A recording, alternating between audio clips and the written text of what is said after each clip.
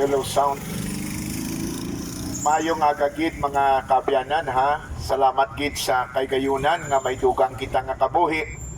Kag ako makapahayag pa sang mayong balita diri sa inyo. Liwat ang nagawali sa inyo si Pastor Winston White, muna nga akon ngalan. Pero ang akon nga pamilya diri sa Guimaras, amo ang mga Heraldoy family. So, ang akon nanay Heraldoy diri sa Nueva Valencia, kag naging Christian ako, no? Naging tumulo ako well before, hindi, no? Sa lawayon ako kay temprano pa nga naging kuha sang Ginoo ang akon nga nanay, no? Sa pamilya sa mga Heraldoy, kag bangod sina mga kaabyanan ng video na nagtalang kita, no? Kay ti damo ang nagpalangga kay kumo nga naway na kunanay gamay pa kag ang akon nga manghod man sadto nga time.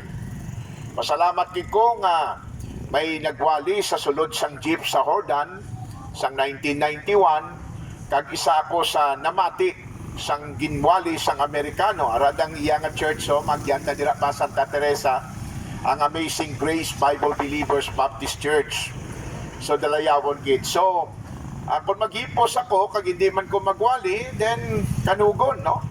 May ginhimo nga dako ang mahal nga Dios kag bangod sina luyan ko man nga i-share sa inyo mga kabyanan. Kabalo kamo nga ang Ginoong Jesucristo amo una gid nga maliwat-liwat ko kag wala kataka nga ginatudlo nga suno sa Bible siya amo ang Dios nga nagpakatao sa unod. Siling kani ni Paul, God manifest in the flesh. So gina-presentar ko sa inyo nga Dios hindi po tao kundi nagpakatao. Nga ginimo inasang mahal nga Dios. Kay man mga kabyanan ng Bible nagasiling nga tanan kita makasasala. Tanan kita kubos sa himaya sang Dios. Bible nagasiling as it is written, there is none righteous, no not one. Wala gid sing matarong, wala gid maskin isa. So ako makasasala, kag konsaligan ko lang ang akon mga hinimuan para ako nga maluwas, magapaimpyerno nga akon kalag. Ngaman, kay hindi kita makasarang sa pagluwas sa aton, kinahanglan nga magtuman sang ginambal sang Dios, nga aton nga dapat sundon agod kita makaangkon kaluwasan. So, siling kanisang Bible, the wages of sin is death. Ang bayad sing sala amo ang kamatayon. But the gift of God, apang ang regalo sang Dios, kabuhi nga walay katapusan paagi kay Kristo Jesus nga aton Ginoo. Napakaklaro no nga ang kaluwasan sang aton kalag ini dulot sang Dios, regalo sang Dios. Ang regalo hindi mo mabakal, hindi mo man maobrahan. Kinahanglan aton nga batunon ina. Okay? Now, nga ginimo sang Dios amo sina, kay hindi kita kabayad sang aton mga sala. Tandaan ninyo ang mahal nga Dios balaan. Kag bangod balaan ng Dios, hindi po makasulod bisan pa gani nga sala lang nga pagbutig. Tanan nga butigon, nagabutig, tanan kita nagbutig. Siling gani sang Bible, let God be true and every man a liar. Sa sinilang guro nga adlaw alin sa pagmata nato, no? Makapila na guro kita makabutig-butig, no? Galing kay ti diri sa duta ya mayara nga gamay nga butig kuno kag dako nga butig, no? Hindi na tuod mga kabyanan, no? Kasi siling sang Bible, all unrighteousness is sin. Kita ya abing nagahimo sang aton nga layi, no? Balaod nga hindi manggid ni guro sala. Pero sa mata sang Dios sala. So tanan kita makasasala, takos kita nga pagahukman, hindi kita luyag nga kung mamatay kita, magapaimpyerno nga aton kalag. Di bala? Nabalaan ko mga kabyanan diri sa duta, puno sang pagtilaw. Siguro kon, natumba. Sorry.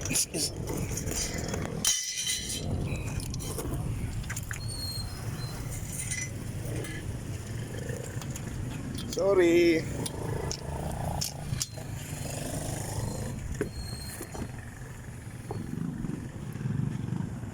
Diriya sa kalibutan mga kabyanan, tanan kitaya, no?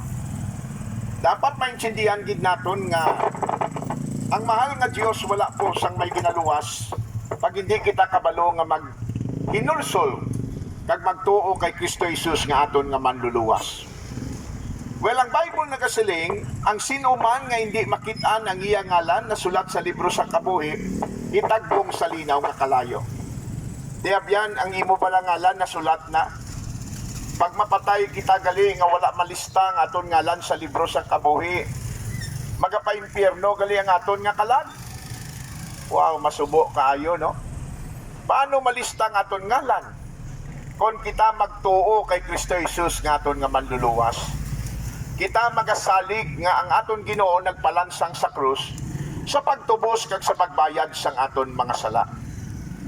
Amo lang nang pamaagi si Jesus nagsiling, I am the way, ako amo ang dalan ng kamatuoran kag ang kabuhi. Wala sing tao nga makadangad sa Amay kundi paagi sa akon. Siling ni Jesus sa Bible, siya nga magtuo sa akon makaangkon kabuhi nga walay katapusan. Si Jesus nagsiling sa Bible nga siya lang ang makapatawad sang sala. Way na sang iban pa mga kaabyanan, kundi ang aton Ginoong Heso Kristo na langgi. Tiabyan, ikaw bala nakasalig na kay Kristo Jesus nga imo nga manluluwas? Ang aton bala unod nga ni kung kisa nagadaya sa aton na binaton, di nagid man siya kilanlan. Pero sa matutuod mga kaabyanan, napaka-importante nga bago kita mag-uli sa aton hulam nga kabuhi sa mahal nga Dios. Nakasalig gid kita, nagtuo kita sa aton Ginoo bilang aton personal nga manluluwas. Hindi po ikaw gusto nga magpa-impyerno. Bisan pa man ang aton mahal nga Dios, hindi man luyag nga magpa-impyerno ka. Pero kilanlan may ara ka nga desisyonan sa imo nga kabuhi para nga maluwas ka. Inaamo ang pagkilala nga may manluluwas nga bugtong, the Lord Jesus Christ. Religion could not save us. Church leaders could not save us. Paghatag kwarta sa simbahan hindi makaluwas sa aton. Kundi nga kita matudtuod sa aton tagipuson. Naghinulsol kag nagtuo kay Kristo Jesus nga aton nga manluluwas. Ang Bible nagasiling, he that had the Son had life, and he that had not the Son of God shall not see life, but the wrath of God abideth on him.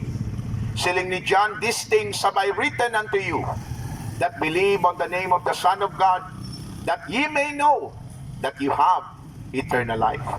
Kabay pang Diyos mag-bless sa inyo, magbasa po kamo sa King James Bible, kagusisa ki kamo sa kaluwasan, kay base hindi man kita ang mapatay, kay base nga aton una mga loved ones, at least bago sila madula dire, nakatuo sila kay Kristo Jesus.